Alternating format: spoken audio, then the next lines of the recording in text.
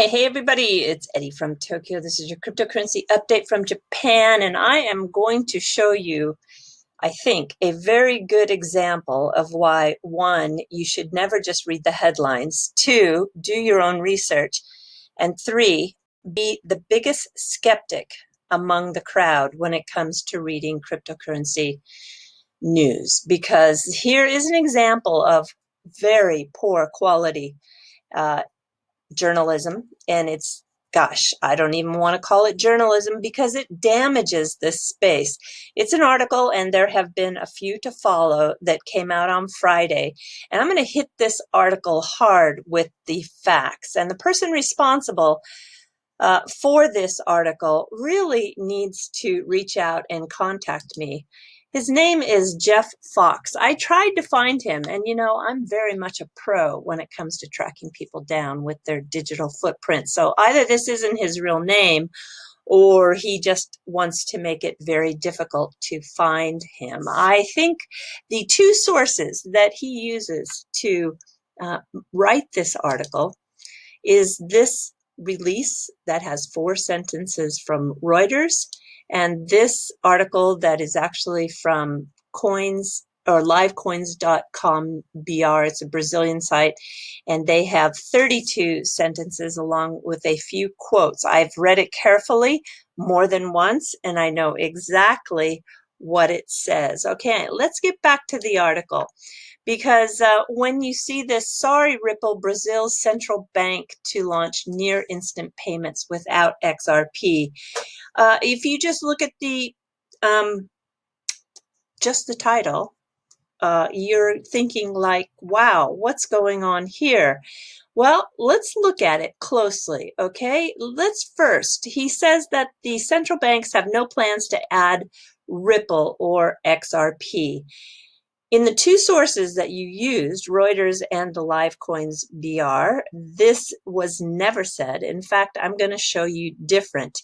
Number two, it says that it was developed by the Central Bank of Brazil.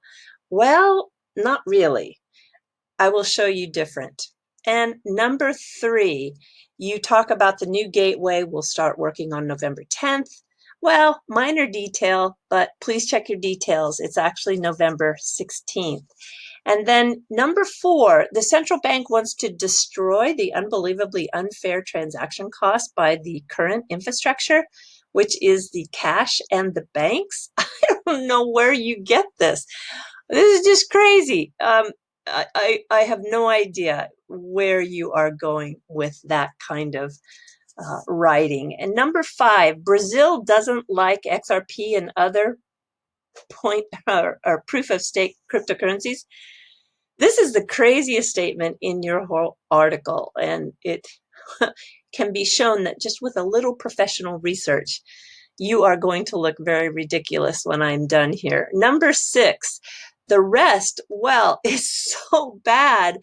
I can just barely even take it. You say that government's backing should go towards only local developers and not foreign companies, and that this is a significant, this is pretty significant that RippleNet is not part of their new system. Oh my gosh, it just took me a little bit of time this afternoon to show you what the facts really are.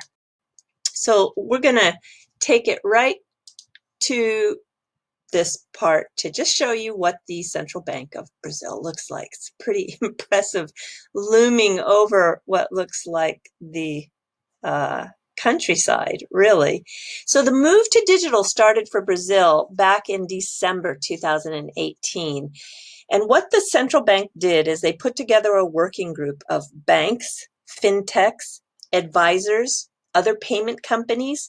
There were 90 people in all to make this a possible domestic payments platform.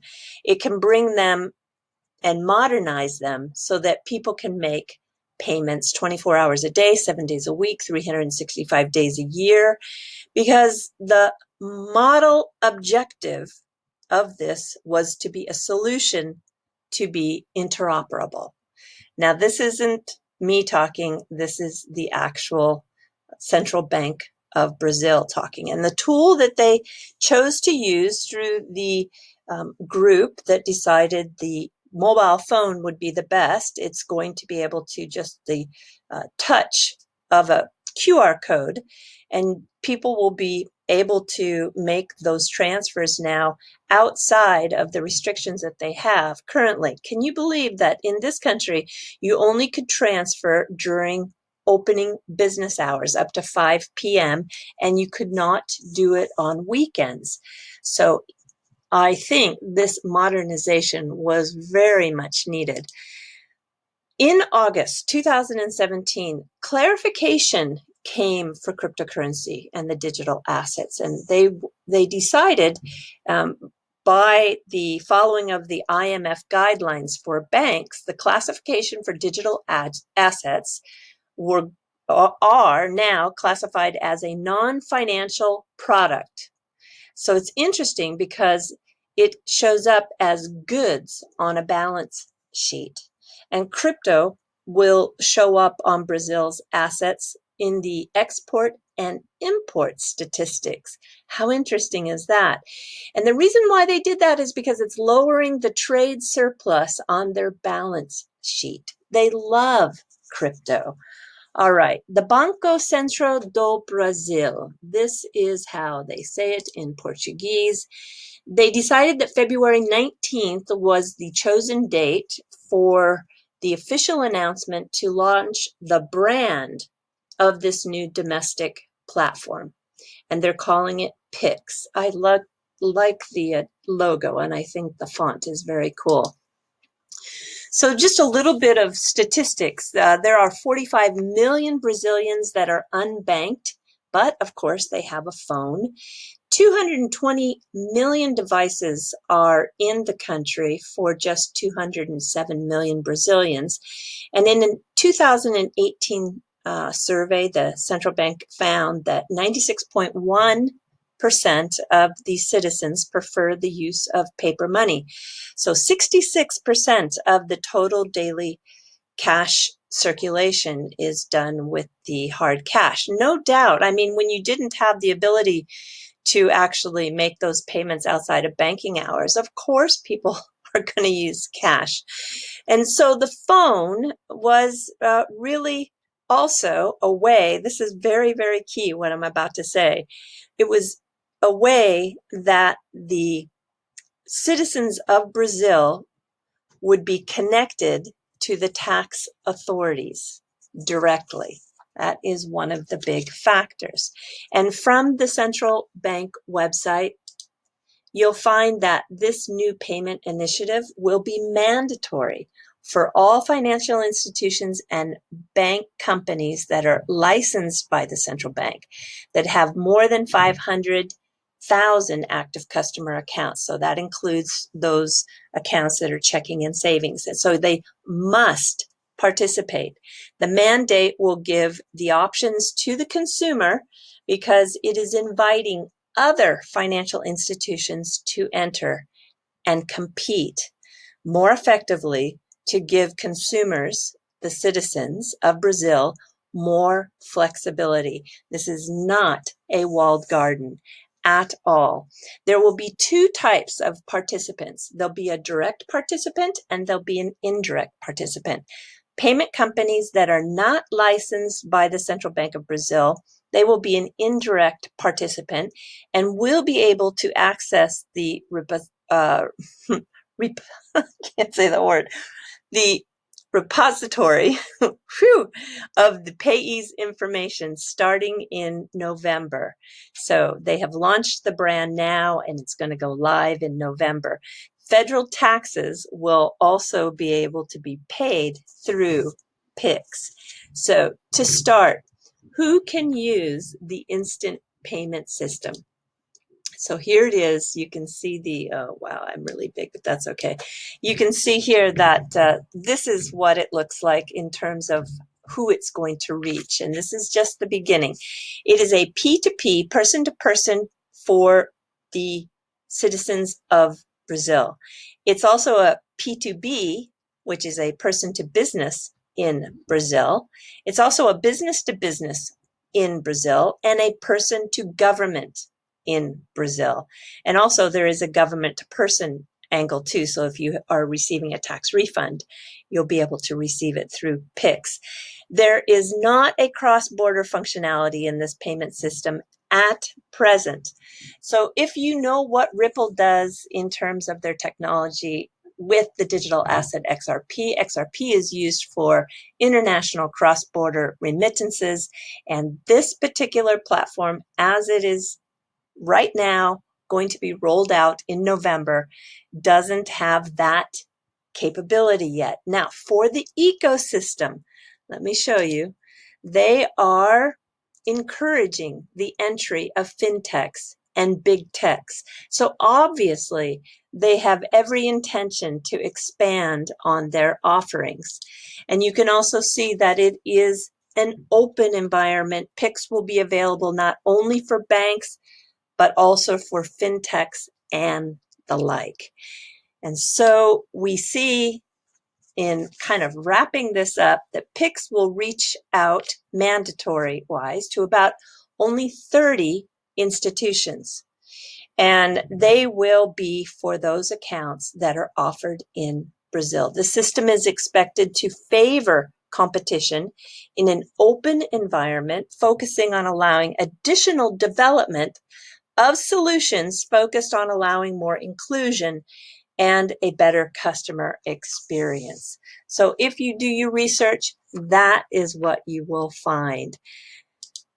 And if you just take a look at Leonidas, the XRP arcade site that he maintains, which is a super resource for everybody, you'll find an article that was published in December, and that Ripple targets partnerships with banks in Brazil in 2020 for blockchain remittances.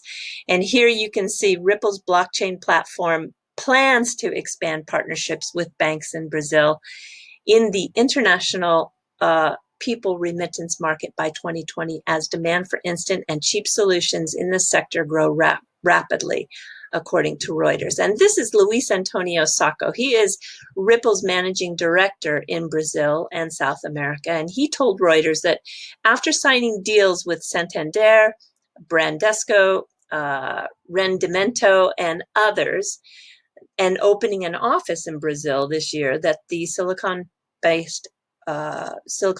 Valley-based company Ripple is expected to announce partnerships in the coming months with more institutions, including digital banks. So the environment is ripe for the partnerships due to the advances in regulation in Brazil. And so it's all about clarity. It's that regulation. Brazil has done it, and there is no problem to use XRP. And in addition to that, with the successive advances in Brazilian banking, this is the modernization that is taking place. And with regulation to facilitate financial transactions, including international opportunities, it's going to grow greatly in the coming years. So this is just a really very interesting part of the world for Ripple, and the fact that they are modernizing their payment system beyond just being able to move money up till 5 p.m. during the week. This is a fantastic step, and it should have been reported in a way that is so different than what I see out there. Okay, everybody, I'm going to move to the fluff. I just can't help to tell you there are 2 more limited edition Kit Kats that are coming out for the springtime. This is for the Girls' Day, which is on March 6th. And it is a Sakura mochi. Mochi is the rice cake. Sakura is the word for cherry blossom. And I really want to find an opportunity to have some sort of competition or hit a milestone somewhere in maybe my subscribers or something, so I can give some away. I think this is going to be a really yummy one. And another one is the edition for cherry blossom viewing season, which is called Hanami. And usually we get full blossom mankai on usually March 27, 28, or 29. So this is another one that is going to have a little bit of a sake flavor to it. I think this will be really yummy too. So I'm going to search these two out and we will definitely create something. But today's fluff is really about a taxi company called Sumo. No, not Sumo the wrestling, but Sumo for a company that helps you find, it's basically a real estate company. They'll help you find places to rent or places to buy, but mostly places to rent, I think, is really their focus. So they have this crazy campaign where you can cruise Tokyo for free, and they are going to put their taxis that are really something on the inside in and around Tokyo, so you can flag them down, or you can use their app if they are within 2.5 miles in distance to you. The company will pick you up and take you wherever you want to go for free. Taxis are a little expensive in Tokyo, so this is really a successful campaign. And I want to show you the inside. Look at this. So it has this kind of green fur fuzz because, of course, Japan is crazy for characters, and their character, whose name is Sumo, uh, here he is sitting here. I'll show you a better picture in a moment. He is, let's see if I can find you a better picture. Here he is. Let's look at this picture. That is their character, Sumo. And so these vans are decked out in all this green fur. You have a kotatsu here, which is a heater underneath this table with a blanket. So when you sit, it's really nice and cozy, which feels so good. And it's really funny to put one inside of a taxi. It's just crazy. So if you are in Tokyo and you see this van, there's a few of them being dispatched out into the city. If you see one and you want to get a free ride, all you need to do is flag it down. I'm sure they are so busy. I think it's a very clever idea. All right, everybody, do take care. Sayonara for now. Bye-bye.